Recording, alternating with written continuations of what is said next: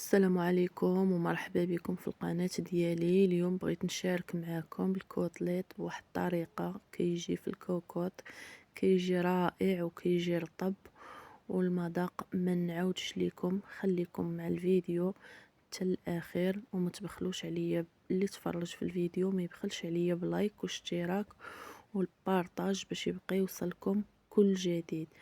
بسم الله. هذه راه طريقة واعرة ديال الكوتليت. هنا عندي الكوكوط غندير فيها طريفات ديال الزبده، واحد 4 طريفات ديال الزبده تكون نوعيه جيده ولا البواطه، شوفوا نتوما اللي موجوده عندكم. وهنايا الكوتليت، هذه راه طريقه احسن ما تشويوه ويبقى قاصح ويبقى جر يا ما تجر. صافي درت الزبده وغادا نستف الكوتليت اللي غسلته درته في شبيكه تتسقطر، غادا نستفو في الكوكوط. هاد الطريقه راه رائعه. انا كنشوف واش نديرو كامل ولا غنص، كيبان ليا غنديرو كامل حيت هو راه تيحشم. المهم درت هنا الملحه والكمون. صافي درت الملحه والكمون صافي، ما غندير لا ما لا حتى حاجه. صافي غادا نسد عليه بحال هكايا في الكوكوط مزيان، وغادا نخلي البوطه كتكمع غير منقوسه، بوطه صغيره ديروها وتخليوها. هاد الكوتليت راه كيطلق الماء وكيطيب، كيدخلو الطياب. من بعد ما كيطيب ويدخلو الطياب شوفوا كي ولا، راه ما زدت فيه لا ما لا حتى حاجه. ما تزيدوش الماء، ما تخافوش.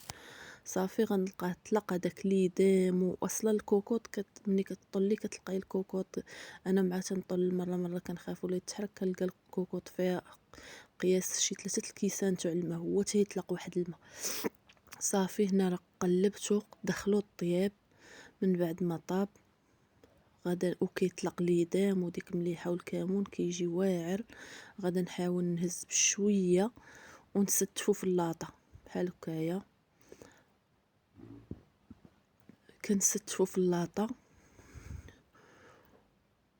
وكنهز داك ليدام اللي طلق وكنخوي عليه من الفوق، هانتوما كيف ما كتشوفوا. وغادا نشعل الفران وندخلو، الا كان فران ديال الضو شعلو الفوق والتحت.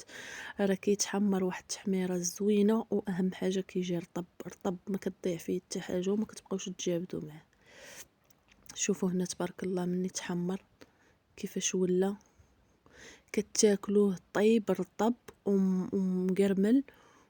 ودرت معاه هاد البصيله ومطيشه، بصله قطعتها شنيف، ودرت معاه مليحه وبزار وشحرتها. مطيشه حتى هي درتها في المقله ضواور وخليتها تتشوات. جهدوا عليها البوطه باش تشوى. صافي هنايا غنجيب الكوتليت ديالي باش غنستفو في الطبسيل اللي غنحط. راه كيجي بهاد الطريقه رائع، جربوه اللي كيبغي الكوتليط وكيجيه قاصح وكيبقى يتجابد معاه. هذه راه طريقه زوينه. عرفتو دابا راه رطب ومحمر. ايوا هنايا صافي غادا نديرو في الطبسيل اللي غنحط فيه الماكله. وشويه تتبان الضبابه مع كاين مع مشعله المجمر وكنشوي في شي حاجه وبحال طلق الدخان، علاش كيبان الفيديو مضبب.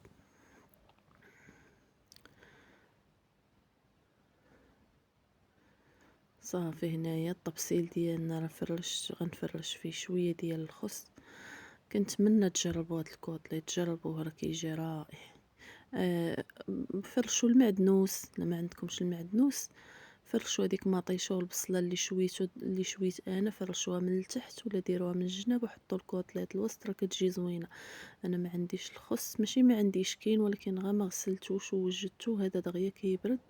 قلت اللهم الخس بركه. صافي وغادا نستفو هنا في الطبسير، راه تحمر كامل. مني هو واخا كيطيب مني كندخلو الفران كيشد في راسو. صافي غادا نستفو هنا في الطبسيل. تبارك الله دايره 2 كيلو.